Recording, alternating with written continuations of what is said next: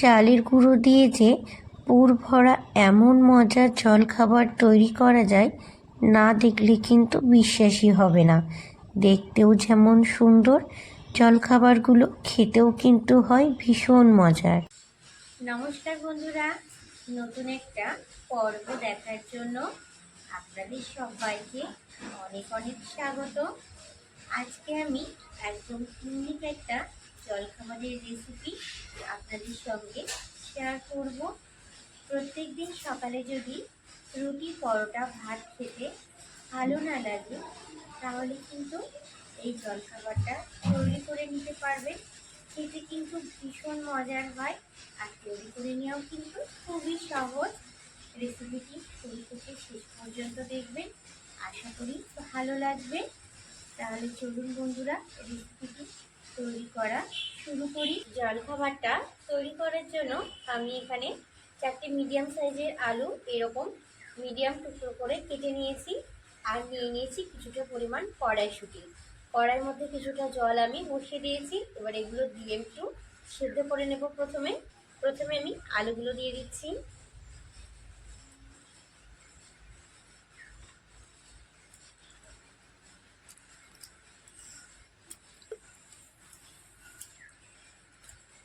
এবার আমি কড়াইশুঁটিগুলো দিয়ে দিচ্ছি। এবার আমি ঢাকা দিয়ে সেদ্ধ করে নেব। প্রায় 10 মিনিট হয়ে গেছে, আর এই 10 মিনিটে কিন্তু আমার আলু আর কড়াইশুঁটিটা খুব সুন্দর করে সেদ্ধ হয়ে গেছে। আলু আর কড়াইশুঁটিটা কেমন সেদ্ধ হয়েছে দেখুন। দেখুন, এইভাবে চাপ দিলেই কিন্তু বোঝা যাচ্ছে, দেখুন। আর আলুটাও দেখুন, বুঝতে পারছেন তাহলে কতটা সুন্দর সেদ্ধ হয়েছে। এবার আমি জল ঝরিয়ে তুলে নেব। আর এই জলখাবারটা তৈরি করার জন্য আমি এখানে নতুন আলু ব্যবহার করেছি, আপনারাও সেটাই করবেন। একটা প্লেটে নিয়ে নিচ্ছি। নতুন আলুটা ব্যবহার করলে জলটা একদম যখন শুকিয়ে যাবে, তখন কিন্তু গাটা একদম ড্রাই হয়ে যাবে, কোনো জল থাকবে না। সেই জন্য কিন্তু এই আলুটা ব্যবহার করা।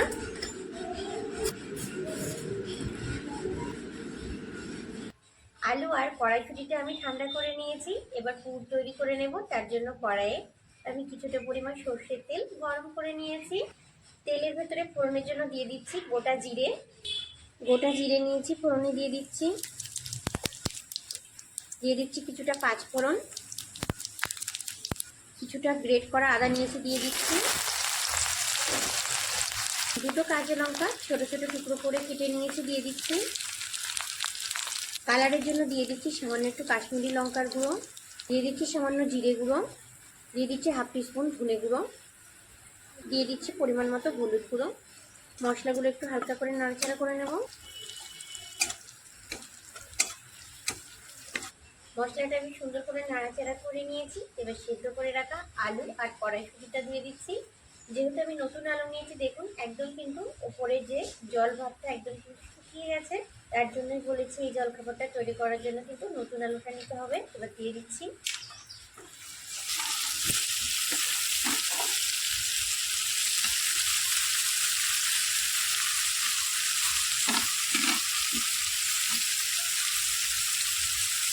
স্বাদ মতো লবণ দিয়ে দিচ্ছি।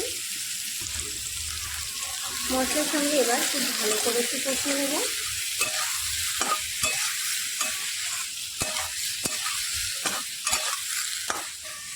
মশলার সঙ্গে কিন্তু আলু আর কড়াইশুঁটিটা খুব ভালো করে কষিয়ে নিতে হবে। এখানে কিন্তু কোনো রকম জল ব্যবহার করা যাবে না। আলু আর কড়াইশুঁটিটা দেখুন আমি খুব ভালো করে কিন্তু কষিয়ে নিয়েছি। এবার একটা স্টিলের গ্লাস নিয়ে নিয়েছি, আর গ্লাসের সাহায্যে আলু আর কড়াইশুঁটিটা আমি খুব ভালোভাবে চটকে একটু ম্যাশ করে নেব। আপনাদের কাছে ম্যাশার থাকলে সুবিধা হবে, আমার কাছে নেই, সেজন্য আমি গ্লাস দিয়েই করব। খুব ভালো করে কিন্তু ম্যাশটা করতে হবে।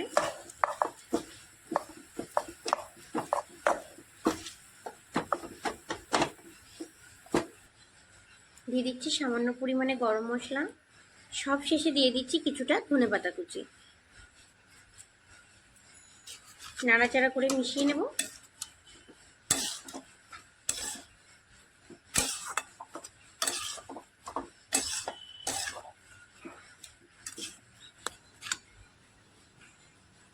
দেখুন কতটা সুন্দর তৈরি হয়েছে।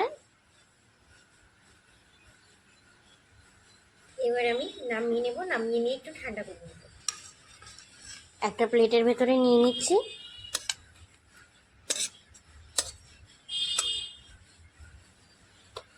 হালকা করে একটু ঠান্ডা করে নেব।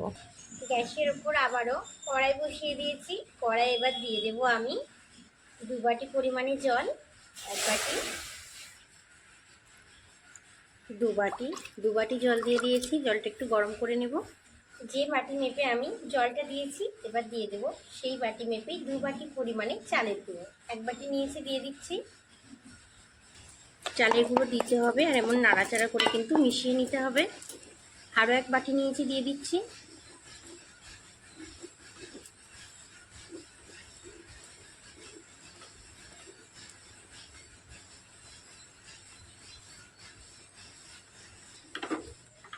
চালের গুঁড়োটা আমি খুব ভালো করে নাড়াচাড়া করে মিশিয়ে নিয়েছি। এবার নামিয়ে নেব। চালের গুঁড়োটাকে নিয়ে নিচ্ছি।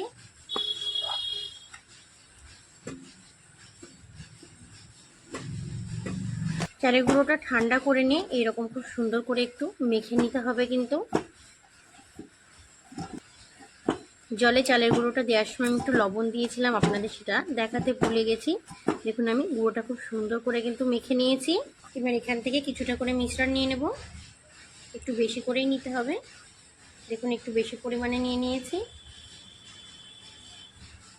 হাতের মধ্যে আর একটু চালের গুঁড়ো নিয়ে নিয়েছি। এবার একটু গোল করে নেব, নিয়ে এবার বাটির মতো করে তৈরি করে নেব। দেখুন বাটির মতো তৈরি করে নিয়েছি।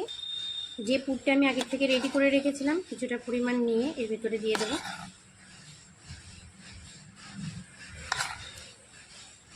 একটু বেশি করে দেবো, তাহলে খেতে ভালো লাগবে।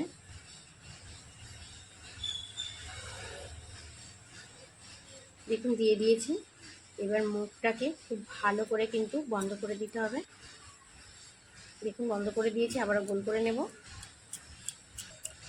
এবার একটু চ্যাপটা করে টিক্কির মতো করে তৈরি করে নেব। দেখুন এই সাইডগুলোকে এভাবে একটু ঠিক করে নেব। একটা প্লেটের ভেতরে নিয়ে নিচ্ছি এটা। আবারও কিছুটা মিশ্রণ নিয়ে নিচ্ছি, আরও একটা আপনাদের তৈরি করে দেখিয়ে দিচ্ছি। মিশ্রণটা কিন্তু একটু বেশি পরিমাণে নিতে হবে। দেখুন, আর মিশ্রণটা গোল করার সময় হাতে একটু চালের গুঁড়ো নিয়ে নেবেন, তাহলে ভালো হবে। এবার একটু গোল করে নেব। এবার একটু বাটির মতো করে নেব।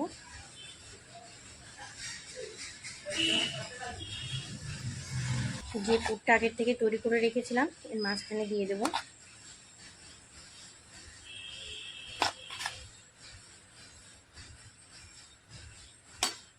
এবার মুখটা ভালো করে বন্ধ করে নেব।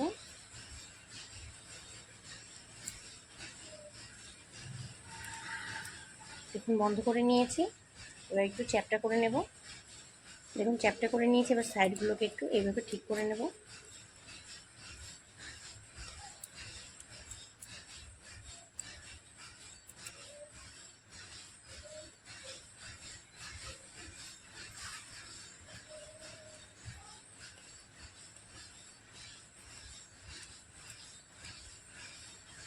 দেখুন আর একটা তৈরি করে নিয়েছি, এটাকে আমি প্লেটে নিয়ে নিচ্ছি। এইভাবে বাকিগুলো তৈরি করে নেব। সমস্ত টিক্কিগুলো তৈরি করে নিয়েছি। এগুলোকে এবার তাওয়ায় উল্টে পাল্টে একটু ভালো করে অল্প পরিমাণ তেল দিয়ে সেঁকে নেব। একটা দিয়ে দিচ্ছি। দেখুন চারটেই খুব সুন্দর করে কিন্তু ধরে গেছে। দেখুন উল্টে পাল্টে আমি চারটেই খুব সুন্দর করে ভেজে নিয়েছি। কতটা সুন্দর তৈরি হয়েছে চারটেই।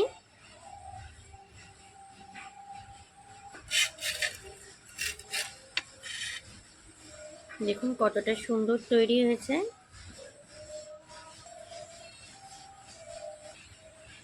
এবার আমি এগুলোকে নামিয়ে নেব একটা প্লেটে। একটা প্লেটের ভিতরে আমি জলখাবারগুলো সাজিয়ে নিয়েছি। জলখাবারগুলো কতটা সুন্দর তৈরি হয়েছে দেখুন। প্রত্যেক দিন যদি রুটি পরোটা খেতে ভালো না লাগে, খুব সহজে কিন্তু চালের গুঁড়ো দিয়ে এই জলখাবারগুলো তৈরি করে নিতে পারবেন। টমেটো সস দিয়ে এগুলো খেতে কিন্তু খুবই সুন্দর লাগে। একটা আমি আপনাদের ভেঙে দেখিয়ে দিচ্ছি, দেখুন ভিতরটা কতটা সুন্দর তৈরি হয়েছে।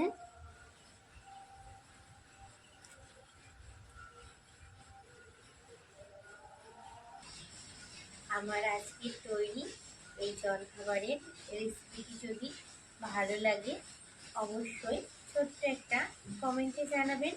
চ্যানেলটা সাবস্ক্রাইব করে পাশে থাকার অনুরোধ রইল। ভালো থাকবেন আপনারা সবাই, সুস্থ থাকবেন। আজ এই পর্যন্তই, টাটা।